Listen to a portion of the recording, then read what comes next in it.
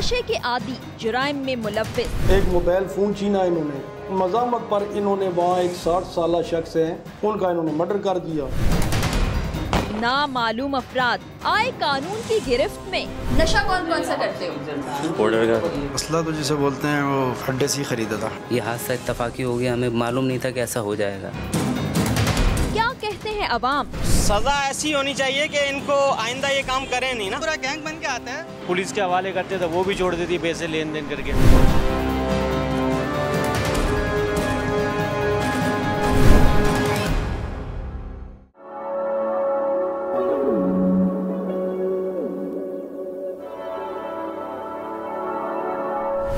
आप देख रहे हैं अवाम की आवाज।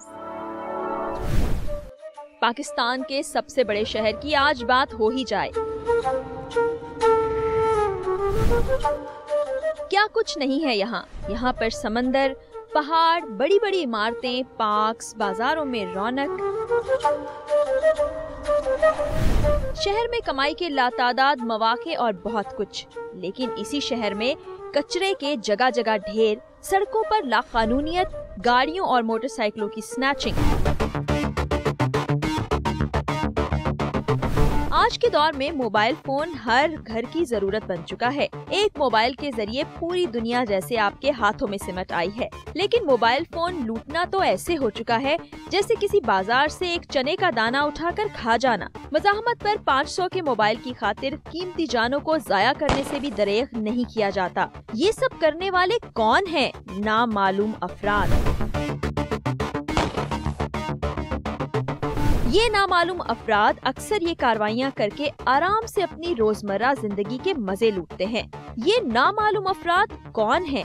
ऐसा नहीं कि ये कोई खलाई मखलूक हैं, ये हमारी तरह ही गोश्त पोश्त के इंसान हैं और इसी शहर के रहने वाले हैं।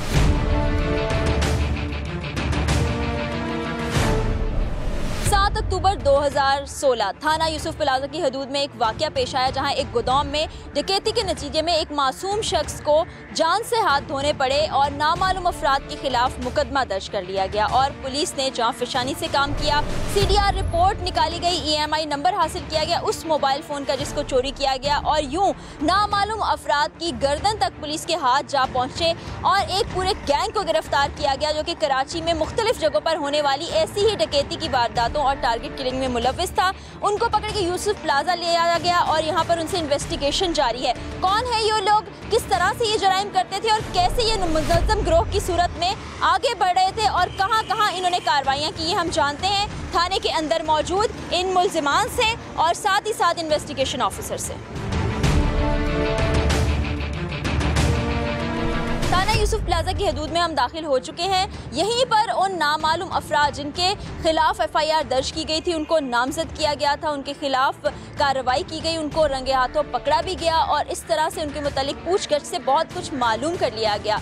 और इन नामालूम अफराद के खिलाफ क्या क्या कुछ मालूम हुआ है वो हम जानते हैं यहाँ मौजूद इन्वेस्टिगेशन ऑफिसर से, और उसके साथ साथ जिन मकरूह धंधों में मुलव्विस उन लोगों को पकड़ा गया है, गैंग के 3 लोगों को पकड़ा गया, उनसे भी बातचीत करते हैं। थाना SHO का इस गैंग के बारे में क्या कहना है कि इसको कैसे गिरफ्तार किया गया, आपको दिखाते हैं। इस वक्त हम थाना यूसुफ प्लाजा में मौजूद हैं और जैसा कि हमने आपको बताया था कि नामालूम अफराद के खिलाफ एक कार्रवाई की गई, उनके मुतालिक इन्वेस्टिगेशन की गई और फिर एक पूरे गिरोह को गिरफ्तार कर लिया गया जो कि कराची के मुख्तलिफ इलाकों में मुख्तलिफ किस्म के जुराइम में मुलव्विस है और इस वक्त वो लोग यहीं पर मौजूद हैं। हम बात करेंगे इन्वेस्टिगेशन ऑफिसर से भी और जो मुल्जिमान हैं जो कि जिनके खिलाफ FIR दर्ज की गई, जिनको पकड़ के लाया गया है, कार्रवाई मुकम्मल हुई है, उनसे भी बातचीत करेंगे। लेकिन पहले हम थाने के SHO मंसूर अली खान साहब हमारे साथ मौजूद हैं, उनसे बातचीत करते हैं। अस्सलाम वालेकुम। मुझे ये बताइए आपके थाने तक इत्तला कैसे पहुंची कि ये वाकया हुआ है? सबसे पहले कंट्रोल पे मैसेज चला था, MLO की एंट्री आई हमारे पास कि मतलब एक मुतवफ़ी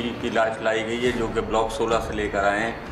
तो पहले तो हम जगह ढूंढते रहे कि शायद स्ट्रीट क्राइम है, रोड पर हुआ हैगा, लेकिन बाद में ही पता चला कि ये गोडाउन है प्लास्टिक का, वहाँ पे अंदर लड़के गए थे और एरिया की लाइट गई भी थी।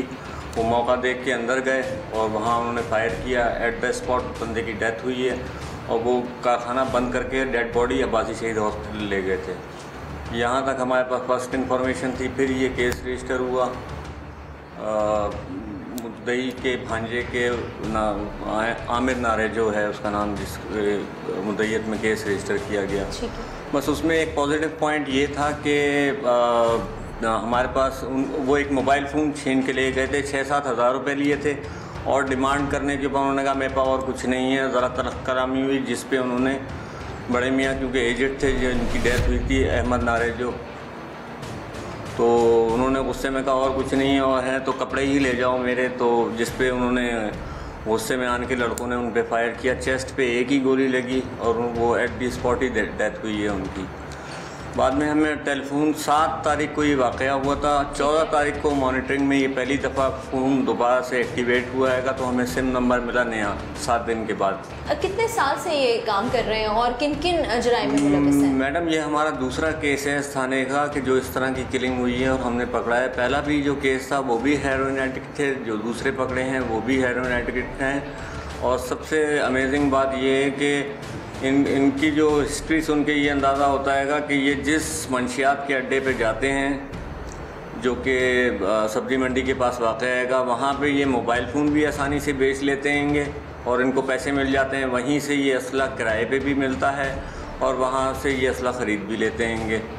यानी it's so easy for them कि कोई भी क्राइम कमिट कर सकें। तो वो जो आप बता रहे हैं जो अड्डा है बेसिकली जहाँ पे मुनशियात, अब उन पे क्रैक डाउन किया जा रहा है बहुत हाई लेवल के ऊपर से और इंशाल्लाह ये सारा एंड होगा इसका। मंशियात के लिए इतना ज़्यादा इनको तलब होती है कि ये कुछ भी करने को तैयार हो जाते हैं। जो इन्वेस्टिगेशन की गई है वो काफ़ी नहीं है, तो फिर मजीद एक इसमें एब्सकॉन्डर है और इन्होंने आपस में भी एक दूसरे को अपने सही नाम नहीं बताए हुए थे। वो तो इंकशाफ बाद में हुआ जब हमने इनको अरेस्ट करा। ये एक दूसरे को गलत नामों से ही जानते थे और एक दूसरे को अपना घर भी नहीं बताते थे।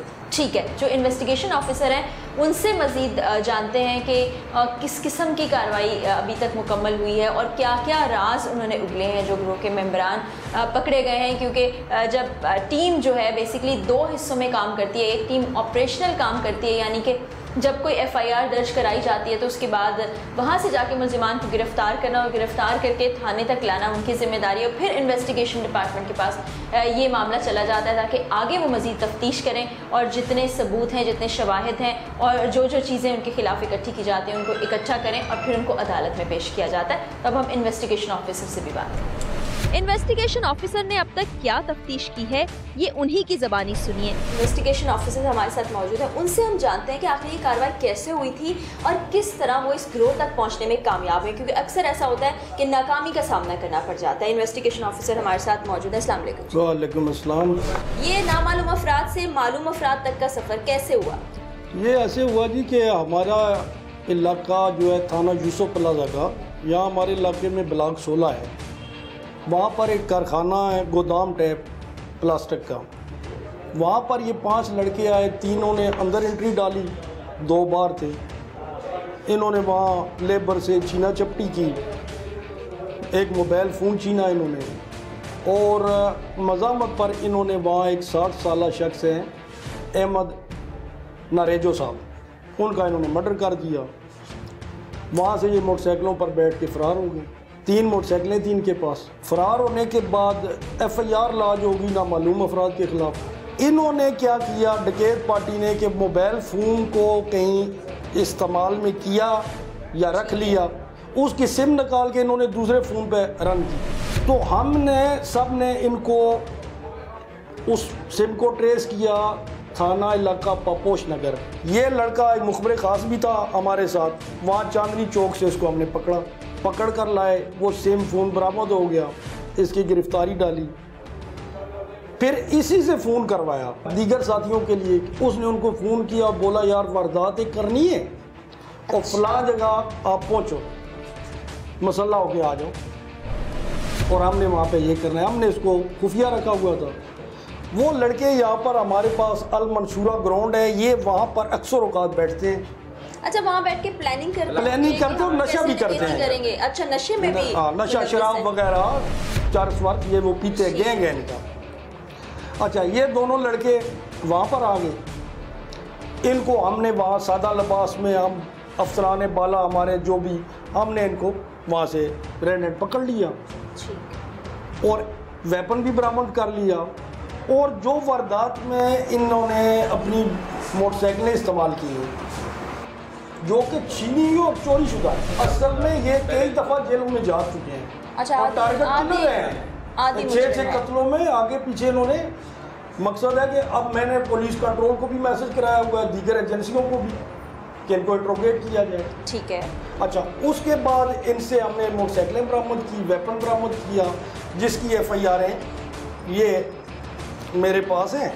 ये पहली FIR काटी गई थी जब गोडाउन में ये लोग गए हैं और वहाँ जो काम करने वाले लोग हैं उनसे छीना झपटी की, मोबाइल फ़ोन, उनके पैसे छीने। तो उसके बाद नामालूम अफराद, क्योंकि ये फ़रार हो गए थे उस जगह से, उनके खिलाफ मुकदमा दर्ज किया गया। मुनज़्ज़म गिरोह के तौर पर काम करते हैं, एक ग्राउंड में बैठ के बाकायदा प्लानिंग की जाती है जहाँ पर नशावर अशिया का इस्तेमाल भी किया जाता है, यानी एक से ज़्यादा दफ़ात इन पर लगाई गई होंगी, जो कि अभी हमें बताएंगे इन्वेस्टिगेशन ऑफिसर। इंटेरोगेशन रिपोर्ट्स मुरतब की गई ये है। पहला मुलज़िम जो है फारूक, ये उसकी इंट्रोगेशन रिपोर्ट है, ये उसने क्या क्या किया हुआ है, कहाँ किन लोगों से उसका रिलेशन है, और ये इसने जो ये करता रहा, पहले बंद होता रहा, ये इसकी सारी हिस्ट्री है फारूक की। अच्छा, ये हिस्ट्री आपने मुरतब किया और वो कुछ माना कि मैंने भी ये सब बिल्कुल इंट्रोगेशन किए? हाँ, बिल्कुल, ये उसके हैं ना, ये तो उसने अपने उसको, ये दूसरा मुलज़िम है, ये दूसरा मुलज़िम है फैसल करीम वल जावेद, ये इसकी है हिस्ट्री, ये इसके शरीके जुर्म साथी हैं,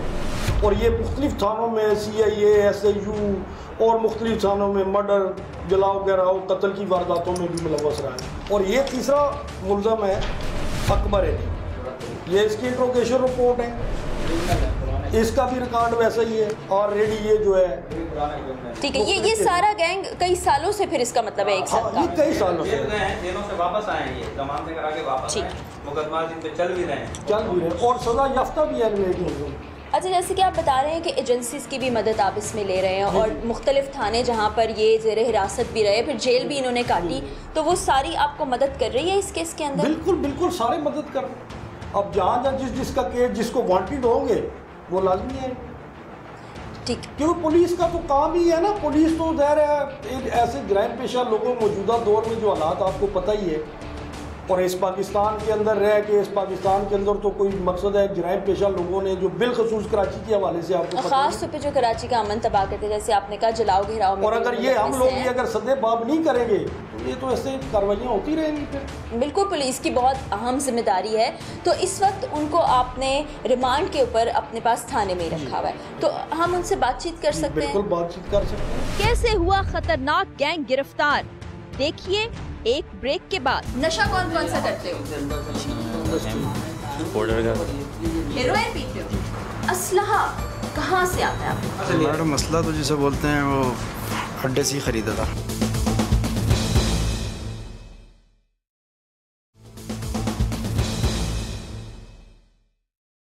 ये एक खतरनाक गैंग है, बज़ाहिर हेरोइन की आदी, लेकिन वारदातें इनकी ठोस और पुख्ता हैं। जो भी वारदातें करते हैं अपना काम अधूरा नहीं छोड़ते। मोबाइल्स और बाइक की छीना झपटी तो इनके लिए मिनटों का काम है। ये लोग किसी को जान से मारने में भी कोई आर महसूस नहीं करते। कैसे हैं ये दरिंदे जो किसी के लाल को बेरहमी से मौत के घाट उतार देते हैं। ये है मुलजिम फारूक हुसैन, उम्र तकरीबन 29 साल, रंग गंदुमी, कद 5 फुट 7 इंच, वारदातें चोरी और डकैती। ये फारूक हुसैन साहब हैं जिनके मुतालिक इंटेरोगेशन रिपोर्ट जो है मुकम्मल की गई है। ये सिर्फ मुलजिम नहीं है बल्कि आदि मुजरिम है, जो कि मुख्तलिफ थानों से जब इनका डाटा इकट्ठा किया गया तो मालूम हुआ, और यहाँ पर इनको इस वक्त रखा गया है, रिमांड इनके खिलाफ ले लिया गया। ये देखें आप, इंटेरोगेशन रिपोर्ट जो है उसमें कितना कुछ इनके मुतालिक मालूम किया गया। जो भी इनकी हिस्ट्री है ये इंटेरोगेशन रिपोर्ट में लिख दी गई है ताकि इनके लिए आसानी हो सके, पुलिस वालों के लिए इनके मुतालिक मज़ीद तफ्तीश करने में। इसी तरह से ये 3 लोगों को जो गिरफ्तार किया गया है, ये है मुलजिम फैसल करीम, 1998 से अब तक 3 मरतबा गिरफ्तार हुआ है। जुर्म असलहा रखना और वारदातें करना, और इनके खिलाफ भी सारी मालूमात इकट्ठी की गई हैं, इनसे पूछगिछ भी की गई है, जो कि आगे 26 तारीख तक जारी रहेगी। उसके बाद अगर पुलिस को ज़रूरत महसूस हुई तो वो मज़ीद रिमांड भी ले सकते हैं। और इनके जो जुर्म की नौयत है, बल्कि जो जराइम है उनकी जो नौयत है वो बहुत ही खतरनाक है। मुलजिम अकबर अली, उम्र तकरीबन 50 साल, 1996 में जेल भी जा चुका है। वजह एक पिस्टल। वारदातें 5 से 6, शादीशुदा और 3 बच्चों का बाप। ये अकबर अली हैं जिनके खिलाफ इंटेरोगेशन मुकम्मल करने के बाद ये रिपोर्ट मुरतब की गई है। ना सिर्फ ये मुख्तलिफ किस्म की वारदातों में लोगों को मौत के घाट उतारते रहे हैं, बल्कि शहर का अमन तबाह करने में, जलाओ घेराव करने में। हम अक्सर देखते हैं 2 पार्टीज़ के दरमियान, 2 ग्रुपों के दरमियान तसादुम हो गया, फायरिंग हो गई। ये सारे वाक़यात में इसी तरह के नौजवान मुलविस होते हैं जिनको नामालूम अफराद कह के गिरफ्तारी में बहुत सी मुश्किलात पेश आती हैं और अक्सर ये बच निकलने में कामयाब होते हैं। लेकिन खुशकिस्मती ये है कि इस बार CDR रिपोर्ट जब मंगाई गई और वो सिम जो इन्होंने गलती से, या ये पुलिस वालों की अच्छी किस्मत थी कि वो सिम ऑन रही, ये नंबर है उसका और EMI नंबर ये है। ठीक है, ये मोबाइल फ़ोन का EMI नंबर है और ये वो नंबर है जिसको इन्होंने ऑन रखा, जिसकी लोकेशन ट्रेस करने के बाद एक मुलजिम को गिरफ्तार किया गया और फिर उस मुलजिम ने अपने जुराइम में मुलव्विस उनका साथ देने वाले दूसरे साथियों को ट्रैप किया। ट्रैप इस तरह से किया गया कि उनको कहा कि एक और जगह हम वारदात करने जा रहे हैं, तो मुलाकात का वक्त तय किया गया। ग्राउंड में ये लोग आए जहाँ पर अमूमी तौर पर ये बैठा करते थे और नशा करते थे, साथ साथ प्लानिंग करते थे इन जराइम की, और वहाँ से फिर रंगे हाथों इनको गिरफ्तार किया गया। पुलिस की जानिब से एजेंसीज ने भी इनका साथ दिया और अब पूरा डाटा निकलवा लिया। मुजरिम अफराद जो हैं, जो टोला है जराइम पेशा, उनसे भी हम बात करेंगे कि क्या क्या जुर्म उन्होंने किए हैं और उनका क्या कहना है।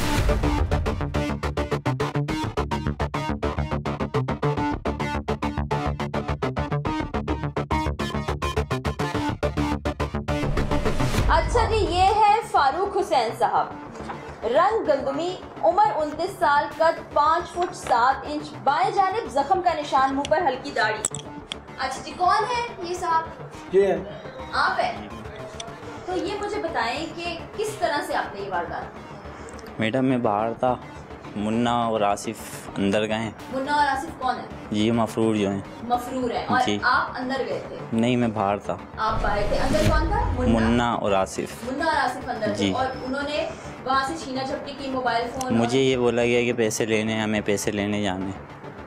जब मुझे फायर की आवाज़ आई, घबराहट हुई तो मैं भाग लिया वहाँ से। पुलिस इनकी इंटेरोगेशन रिपोर्ट मुरतब कर चुकी है, लेकिन ये जानने के बाद भी मुसलसल इस गैंग के अरकान की जानिब से अलग अलग झूठ बोलने का सिलसिला जारी था। आप तो ये कह रहे हैं कि मैं फरार हो गया था, तो फिर ये कैसे मुमकिन हुआ कि वो जो शख्स बेचारा जो इस दुनिया से ही चला गया, वो बुजुर्ग आदमी, उसकी सिम आपके पास आ गई, उसका फ़ोन आपके पास आ गया, जिसको ट्रेस कर लिया और आपको पकड़ लिया? कैसे हो गया ये? बस मैम गलती हो गई।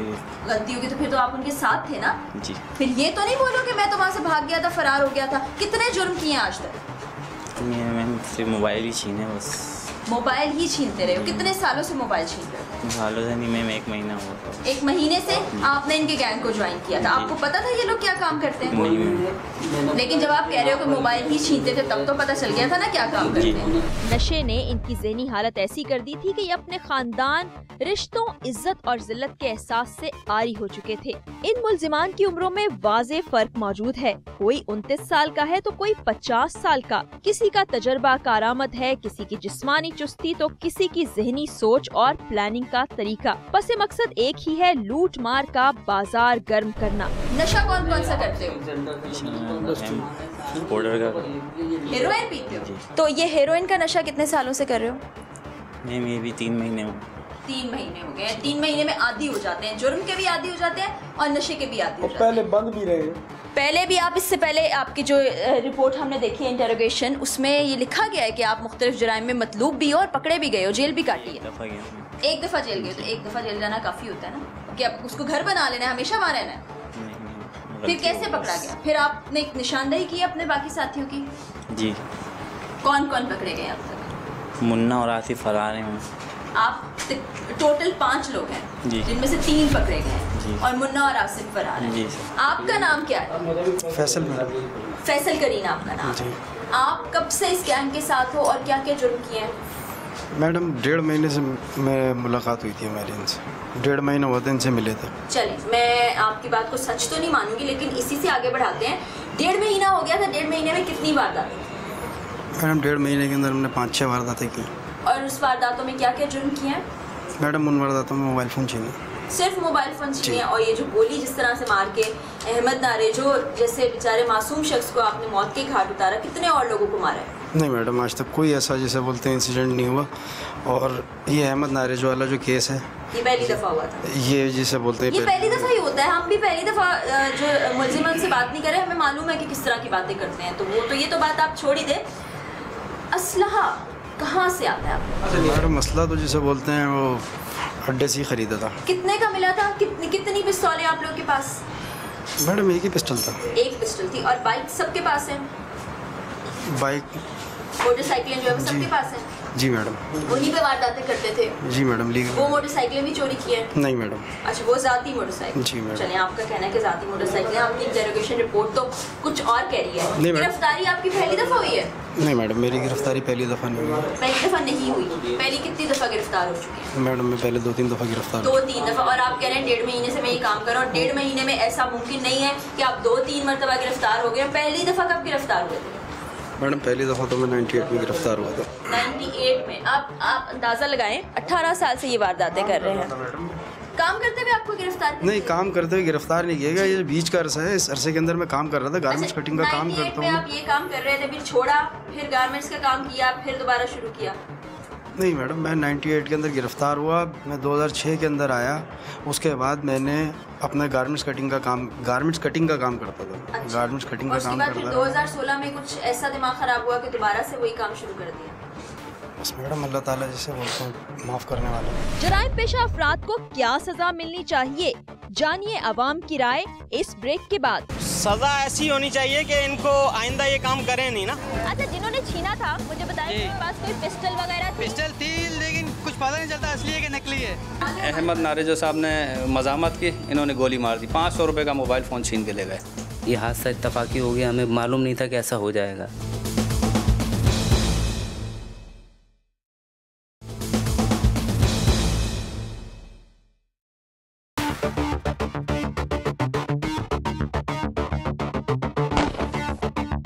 माजी करीब में पुलिस के हवाले वो मशीनें की गई जिनके जरिए मोबाइल फोन और सिम कार्ड के जरिए लोकेशन ट्रेस की जा सकती है और जराइम पेशा अफराद तक पहुंचना आसान हो गया है। अगर पुलिस सही अंदाज में इसका इस्तेमाल करती रहे तो जराइम पर काबू पाने में बड़ी मदद मिलेगी और मुल्क के अमन को बरकरार रखने के लिए भरपूर कार्रवाइयाँ भी की जा सकेंगी। आपका क्या नाम है? अकबर अली। अकबर अली साहब, मोअज़्ज़िज़ शख्स आप लोग शक्लों से तो नजर आते हैं, ये क्या काम धंधा शुरू किया है? बस मैडम गलती हो गई। कब से हो रही है गलती? इस मैं इनके साथ 1-1.5 महीने से। बस ये 1-1.5 महीने में ही हो गया ना? 5-6 बार। उससे पहले मैं ग्वादर में काम करके आया हूँ और इधर मैंने काम करा है। बीच में मेरे हालात ख़राब थे, मैं मजबूर होकर इनके साथ लग गया। ग्वादर में क्या काम किया? पीसी होटल में रक्टिंग का काम। पहले बंद कहाँ हुए हो? पहले सौदाबाद थाने थे। कौन से साल? 96 में सर। अब ये देख लें, आप कहते हैं कि नहीं, उसके बाद काम करता था, अब ये 98 में पकड़े गए, आप 96 में भी पकड़े गए। उसके बाद मैं किसी डकैती में नहीं पकड़ा गया, मेरे पास से पिस्टल बरामद हुआ।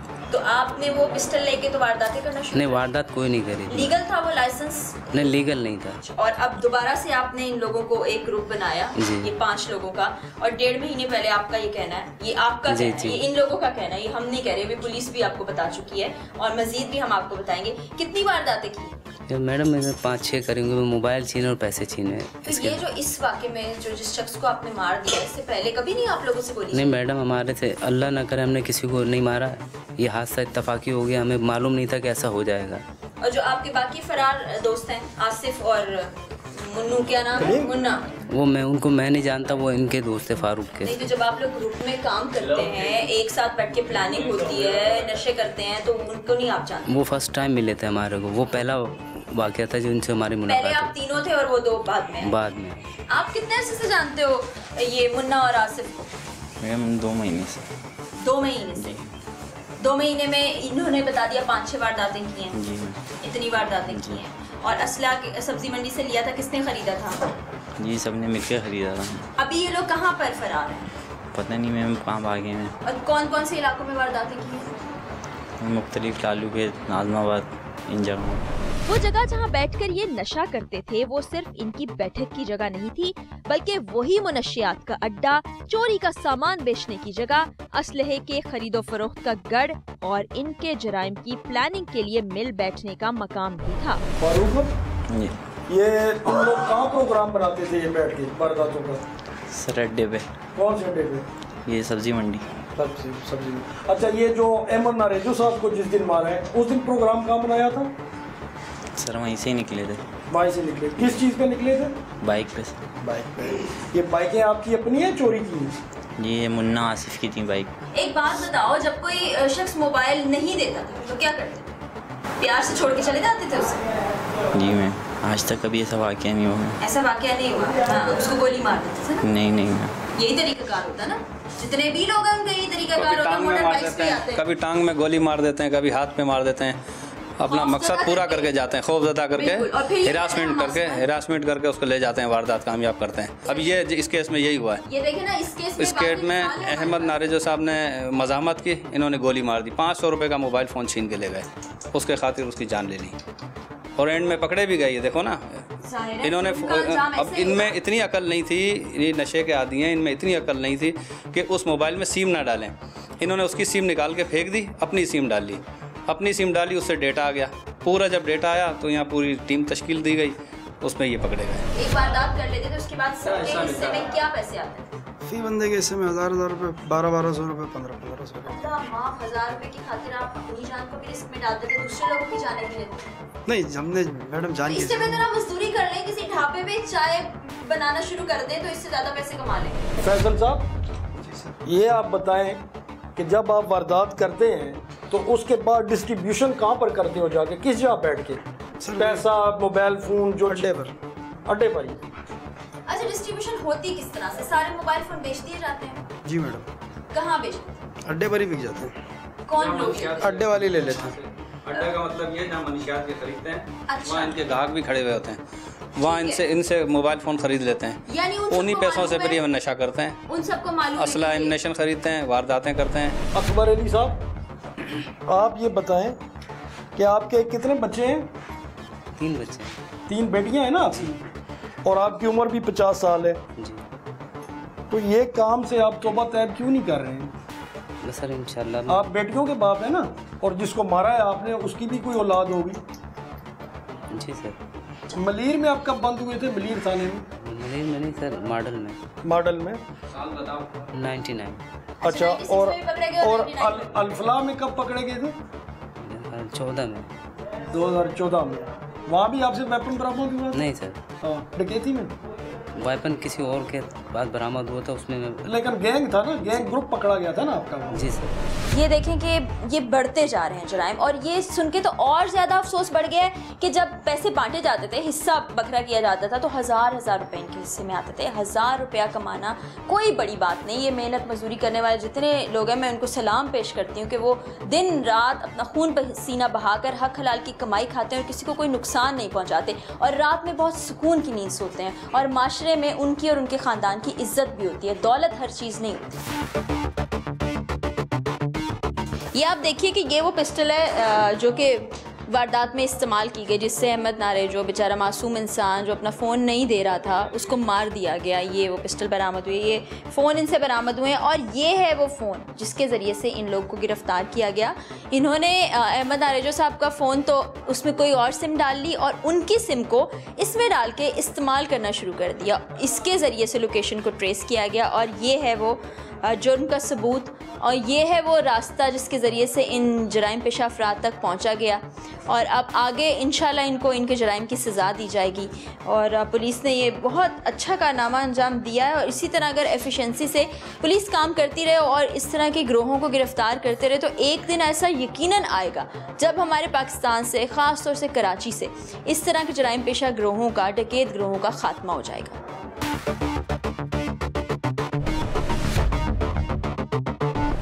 इस वक्त आप एक पर्चा मेरे हाथ में देख रहे हैं, ये दरअसल उन बाइक्स का पर्चा है जो कि इन लोगों से बरामद की गई हैं। ये तीनों अफराद जो हैं, जो कि नामजद हैं, जो कि मुजरिम हैं, जो साबित हो जाएगा अदालतों के ज़रिए से भी।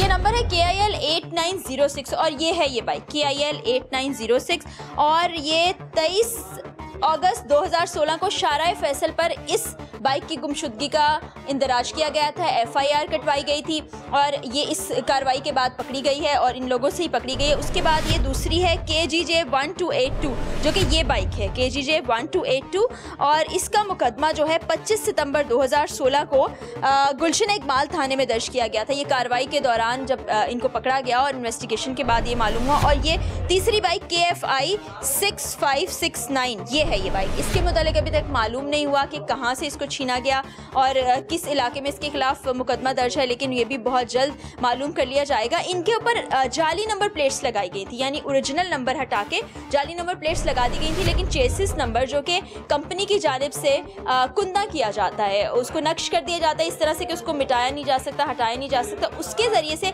ओरिजिनल नंबर मालूम किया गया। और फिर जब पता किया गया तो ये चोरी की बाइक्स तीनों निकली, जो कि इस वक्त इस पुलिस थाने में मौजूद है, यूसुफ प्लाजा में, और पुलिस की हिरासत में ही है। शहर कायद के बासी चाहते हैं कि कराची की फिजा से खौफ का खात्मा हो जाए और ऐसे गिरोह जो असलहे के जोर पर लूट मार का बाजार गर्म किए हुए हैं, उनको कड़ी से कड़ी सजाएं दी जाएं। इसी बारे में हमने शहरियों से बातचीत भी की, उनका क्या कहना था आप भी देखिए। कराची ऐसा शहर है जिसके अगर किसी खानदान से बात की जाए तो शायद ही कोई ऐसा खुशकिस्मत खानदान हो जिसके किसी फर्द से कभी मोबाइल फ़ोन या पैसे नहीं छिने हुए। तो हम ज़रा आवाम से जान लेते हैं कि वो क्या कहते हैं, क्या उनमें कोई ऐसा शख्स है जो महफूज हो मोबाइल छीनने से, और अगर ऐसे लोग को पकड़ लिया जाए तो उनको सज़ा क्या दी जानी चाहिए, ज़रा बात करके देखते हैं। ऐसे लोग अगर पकड़े जाएं जो कि मोबाइल स्नैच करते हैं या पैसे बटुआ ले जाते हैं तो उनको क्या सज़ा मिलनी चाहिए? तो मारना चाहिए और क्या करना चाहिए, सज़ा देनी चाहिए। हमारे यहाँ कोई सज़ा ही नहीं है, छोड़ देते हैं, पुलिस के हवाले करते थे, वो भी छोड़ देती है पैसे लेन देन करके। जो मोबाइल फ़ोन छीनने आते हैं उनके पास असला भी होता है? बिल्कुल असला होता है और 3-4 बंदे होते हैं और जो पैसे होते हैं कुछ खर्चे के किराए के वो भी ले लेते हैं। अच्छा, ये निशान पड़ा हुआ है, ये मोबाइल का ही। ये उन्होंने आपसे मारपीट भी की थी? जी। मोबाइल फ़ोन कितनी मरतबा छीना है? मोबाइल फ़ोन तकरीबन 3 दफ़ा। 3 दफ़ा? ऐसे लोगों को पकड़ा जाना चाहिए? ऐसे लोगों को अगर हिम्मत हो तो हम लोग खुद भी दबा सकते हैं, लेकिन थोड़ी सी अगर हमारा पुलिस साथ दे, हम लोग खुद मारते हैं तो पुलिस हमें बोलती है कि आप क्यों मार रहे हैं। और अगर पुलिस इनको पकड़ लेती है तो सज़ा कितनी सख्त होनी चाहिए?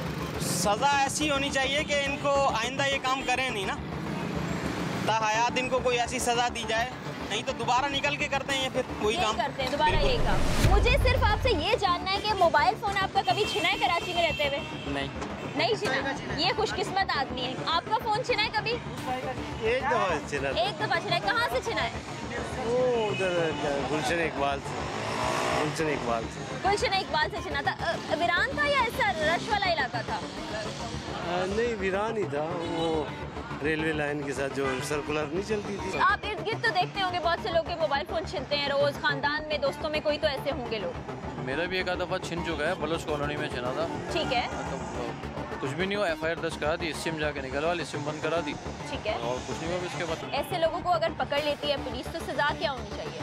सज़ा तो उसूलन लोगों के हवाले करना चाहिए ताकि लोग मारें उनको। लोग खुद सज़ा दें? हाँ, पुलिस कुछ नहीं करती असल में, वहाँ उनसे पैसे लेके उनको छोड़ देगी और क्या करेगी। किस तरह के लोग होते हैं ये जो छीन रहे हैं? जैसे हमारे जैसे ही होते हैं, और कैसे होते हैं, कराची के ही होते हैं, आम शहरी होते हैं। आम शहरी होते हैं, वही छीनते हैं। पिस्टल भी देखी उनके हाथों में? पिस्टल से भी छीनते हुए देखा मगर हाँ, रुकते नहीं है ना, हम क्यों रुकेंगे, हमारा क्या काम है, हम रुकेंगे तो हमारा भी चला जाएगा। डर खौफ आता है। जाहिर बात है, डर तो लगेगा ना। कितनी बार छीना? 2 बार छीन चुके हैं। वाह वाह, जबरदस्त। ये बहुत से नौजवानों के फोन छीन चुके हैं। आप भी तरह के लोग होते हैं जो छीन के ले जाते हैं? जी बिल्कुल, हमारी तरह ही होते हैं। अच्छा, जिन्होंने छीना था मुझे बताएं, उनके पास कोई पिस्टल वगैरह थी? पिस्टल थी, लेकिन कुछ पता नहीं चलता असली है कि नकली है। ठीक है। हाँ, वो स्टील की होती है, वो पता नहीं चलता असली है कि नकली है। तो अच्छा, एक आदमी होता है या एक से ज्यादा लोग? एक से ज्यादा भी होते हैं, कभी कभी 4 होते हैं, कभी 5 होते हैं। अच्छा जी, पूरा गैंग बन के आता है। तो ऐसे लोगों को सजा क्या होनी चाहिए? सजा फांसी पे लटकाएं, इनको खुलेआम लटकाएं ताकि बाकी लोग को इबरत मिले। जी। आज के प्रोग्राम में हमने आपको डकैतों का एक ऐसा गिरोह दिखाया जो पुलिस के हत्थे चढ़ गया, जो कि टारगेट किलिंग के साथ साथ भत्ताखोरी, मोबाइल चोरी और लोगों के पैसे छीनने, इस तरह से था उनका जैसे रोज का मामूल। उनकी जिंदगी में ये सब कुछ शामिल हो चुका था। लेकिन जिस तरह से कहते हैं कि बुराई का अंजाम बुराई पर ही होता है, तो आज वो पुलिस के हाथों गिरफ्तार हो चुके हैं और बहुत जल्द जेल में भी चले जाएंगे। कराची, आप जानते हैं, शहर कायद, रोशनियों का शहर, अल्लाह ताला की एक बहुत बड़ी नेमत जिसका शुमार दुनिया के बड़े शहरों में होता है, हमारी ही नाअहली और कोताहियों की वजह से आज बुराइयों के इस चुंगल में फंस चुका है। और तमाम लोग जो इस तरह के कामों में मुलव्विस हैं, मैं उनसे ये कहना चाहूँगी कि बुराई से तौबा कर ले। तौबा को अल्लाह भी कबूल करता है और उसके बाद आप नए इंसानी की खिदमत के लिए, अपने भले के लिए भी कोई काम कर सकते हैं। वरना इस किस्म के कामों में मुलव्विस रहने के बाद सिर्फ और सिर्फ आप शर्मिंदगी का बायस बनेंगे अपने ख़ानदान के लिए, हमारे माशरे के लिए और पाकिस्तान के लिए। इसी के साथ टीम अवाम की आवाज़ और अपनी मेज़बान फरा यूसुफ को इजाज़त दीजिए। अल्लाह हाफिज़।